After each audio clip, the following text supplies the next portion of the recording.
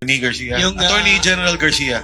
Yung pong mental health ng ating Pangulo, pwedeng ma-consider na serious national security concern.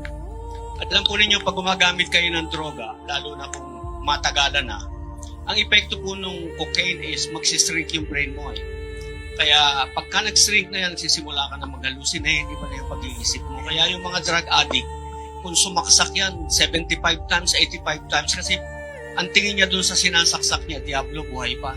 Samantalang patay na. Yung ganong klaseng hallucination. So what we're saying is, meron kasing issue sa kanya about prolonged continued drug use. So he owes it to the people. Pinapakiusap natin ito sa kanya noon pa. Patayin niyo po yung issue about you being drug addict pa tawag, no? Drug addict, yeah. Okay.